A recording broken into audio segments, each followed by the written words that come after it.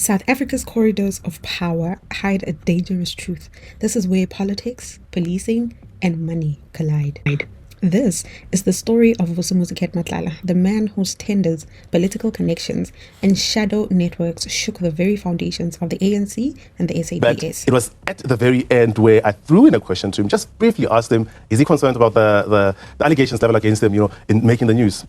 Not bothered at all. Yeah, what were his words? Not bothered. Not bothered at all? Not bothered. Okay. At all. Matlala's ascent began between 2019 and 2021 through lucrative state-linked contracts, most notably a staggering 360 million rand SAPS health services tender. He transformed from a mere businessman into a powerful political financier. But questions have always swirled. How did someone with so little experience secure such massive deals? By 2021, Matlala was no longer just a tenderpreneur, my people. He was a player. His tender profits opened doors to ANC politicians and senior police officials. He began surfacing at fundraising events, strategically aligning himself with Paul Mashatile's camp. At the same time, a figure named Mogotsi emerged, known as a broker, according to me, a political fixer, I would call him. He became the bridge, my people, connecting Matlala's money with ANC structures, and even with suspended police minister Senzo Mchunu circle, okay?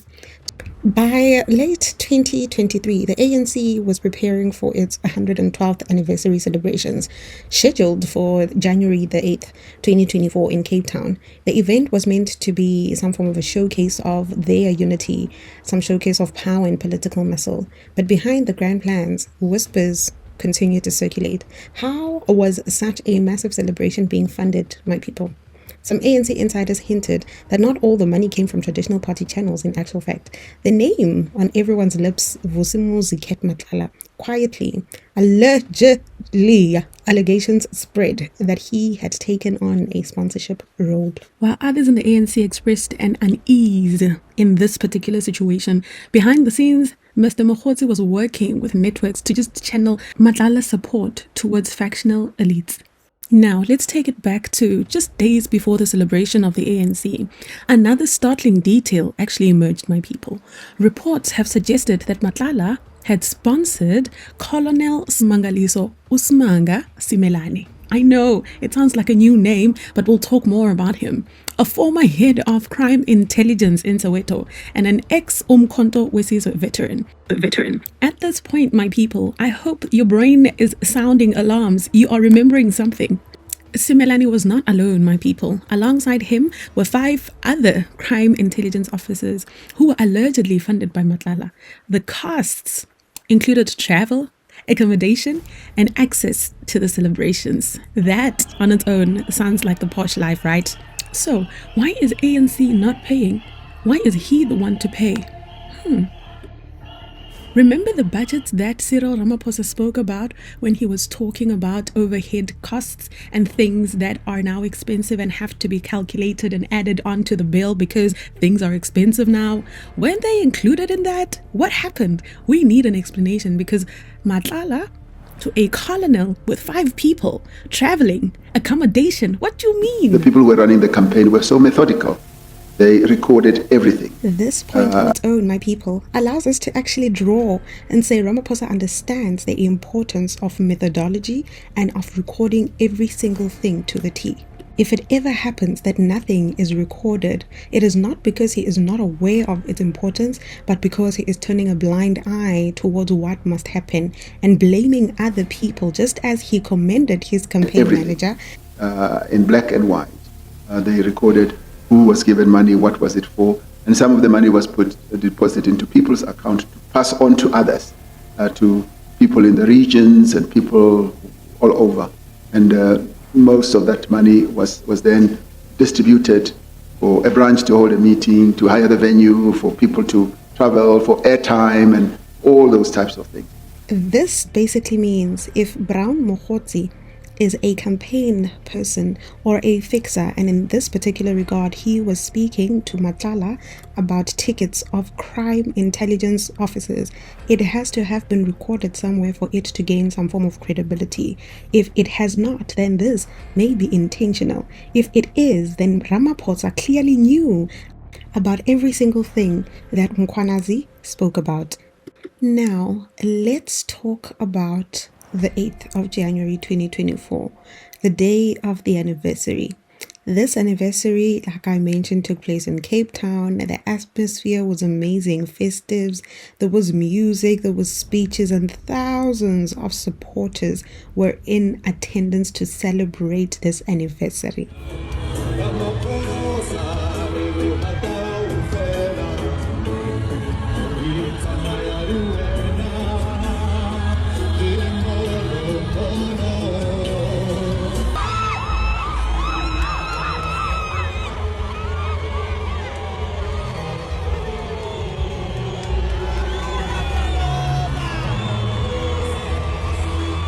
Paul Mashatile, the deputy president, was front and center, my people. His presence and prominence on stage actually reinforced his growing political stature and ambitions. Yet behind the cheering crowds, the patronage triangle was in full swing.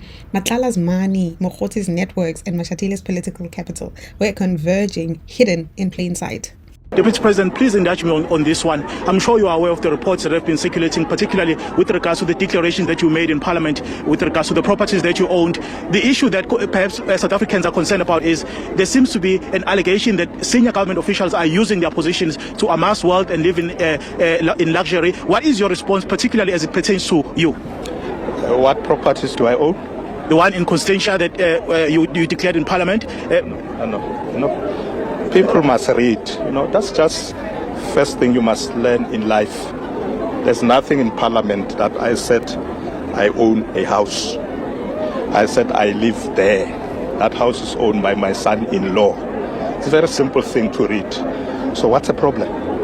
The allegations, Deputy President, that government officials are using their positions in government to amass wealth for their families. What is your reaction just on that, basically? Which government officials?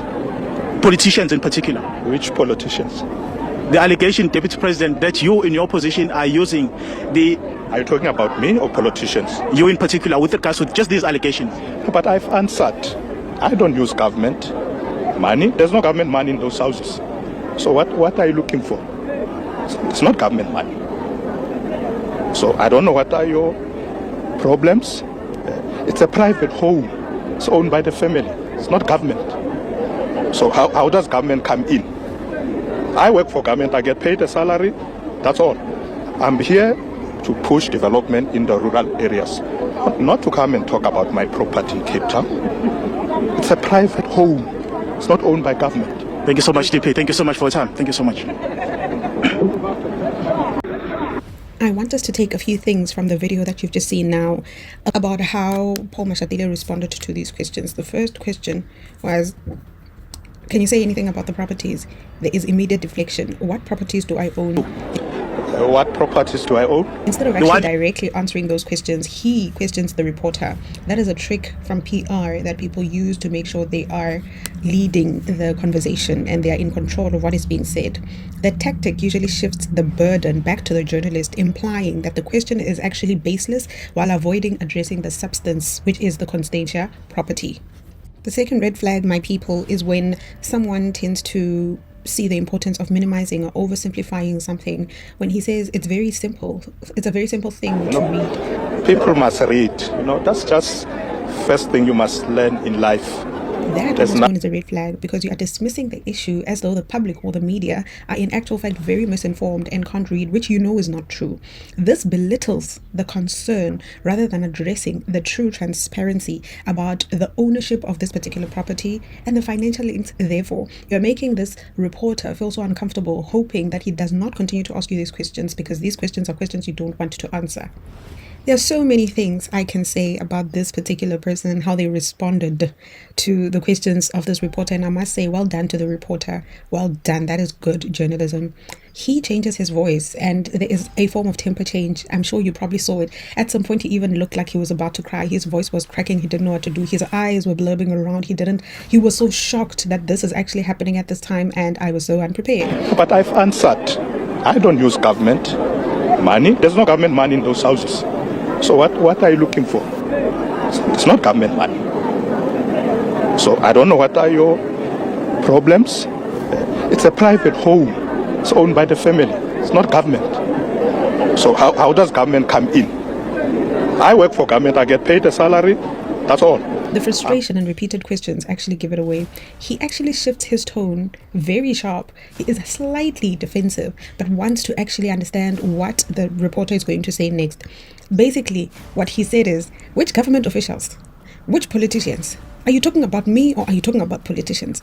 This on its own is a show of irritation and an attempt to fragment the question to avoid a direct answer. He is leaving room for him to not be implicated in whatever this particular reporter wants to say about this story. A change in tone, my people, signals a form of discomfort, often a sign to line of questioning is hitting sensitive grounds. This is a sensitive thing for him, and my assumption, or what I would advise anyone else who is a journalist in future, is to always go to this question, because this question seems to have a lot of answers that have never come out. This is a patronage triangle that I keep talking about. Mogotsi is the fixer of it all. He introduces Matlala to Mashatile. Matlala is a financier that knows Mogotsi. Mogotsi knows Mashatile. Mashatile does not know Matlala, but Matlala gets to meet and know Mashatile from the fixer. So it was a definite busy day. Now, the turning point came on that day itself, as celebrations were filling Cape Town and journalists behind the scenes were piecing together a very different story. News 24 then dropped an expose that shook the entire political establishment, my people. It revealed that Matlala had actually, in actual fact, personally funded Colonel Simanga Simelane and several crime intelligence officers to attend this particular rally that they are in Khayelitsha. Okay, the evidence, my people, of what we know about this is the WhatsApp messages, not rumors, no, not speculation, direct digital trails. And this is how the police minister that has been suspended actually links together with Matlala, Brown Mogotsi, and Colonel Simanga. These messages, my people, reportedly showed a discussion around the organization and the financing of the trip to Cape Town. This was including details about the passengers and the funding arrangements that were happening. The messages, my people, serve as a direct evidence of Matlala's role in actually sponsoring that trip. Now, don't forget about the News 24 revealing that Matlala funded Simelane and other crime intelligence officers' attendance, okay? Because this is important information for the bombshell I'm about to drop. Matlala funded Colonel Simanga Simelane's, but he has a history because he wanted to assassinate Fikile Mbalula in 2015. So let's just rewind a bit. Let's just rewind a bit to 8 years ago for you to understand the kind of person or the kind of people and the patronage we are dealing with, okay? 8 years ago in 2015, the top cops implicated in the plot to assassinate Fikile Mbalula, yep, Colonel Simanga Simelane allegedly was involved in this. Apparently, however, the real worry has been allegations that the police officer and Umkhonto is a Veteran Association member, Colonel Simanga Simelane, is behind the assassination plot. Simelane's murder order was activated in Richmond KZN meeting, the source data actually says. The reports said that Simelane, who was also implicated in an alleged plot to kill PRASA chairperson Popo Melife, still has charges pending against him. I won't read the whole thing, my people. I put it here so you could read it. But the important part is the report also cites plans by Zuma to reshuffle cabinet against next month, and that Mbalula and Finance Minister Malusi Gigaba are likely to be casualties, which actually did happen. Now, do you remember when I said MK veteran in the beginning when we were talking about Colonel Simanga Simelani? I hope it rings a bell when we bring in Jay-Z currently, okay? Then there was an aftermath of what actually happened, okay? Public alarms have grown over blurred lines between policing, politics, and business money, my people. Some people don't even deserve to be called a businessman because what they do in the dark are things that would shock you. Matlala's role becomes a focal point in this current corruption debates that are happening in South Africa. We then have a 2025 lead up to July the 6th, where we all remember investigations were widening, and this is where Mogotsi and Matlala then had ties resurfacing, connecting them to the corruption and policing in the ANC financing pipelines. Remember when we spoke about the CR17, the transition? There you go. Ramaphosa and Mashatile may potentially probably be in this entire operation. They serve as protectors. They usually protect each other and they act as a political protector of everything that happens. But remember June 6th when Lieutenant General Mkhwanazi publicly came out to expose SAPS corruption, implicating both Matlala and Mogotsi in high-level interferences? This is important because that was a change of so much that was coming. There was a secret phone in prison. Court later heard that Brown Mogotsi tried to call Matlala multiple times from a secret prison phone. This phone call, my people, was not just a random one. This was while Mkhwanazi was actually speaking on television on the 6th of July when we were all being shocked. So imagine, this was real-time communication. Evidence apparently shows that Matlala received screenshots of Mkhwanazi's briefing while Mogotsi was attempting calls, suggesting that they were coordinated activities between the two.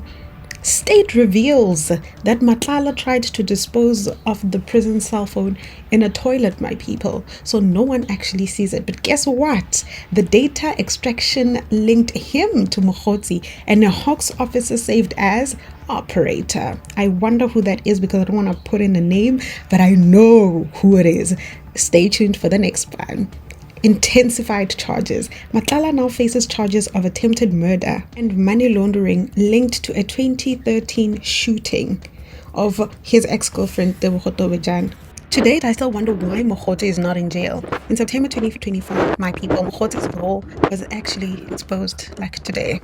Mogotsi is actually portrayed as the fixer inside ANC, policing networks, facilitating links between Matlala's money and political elites, basically, because that is what he knows or what he does best from the Northwest, okay? Me and you are going to wait and see when this man is going to be arrested.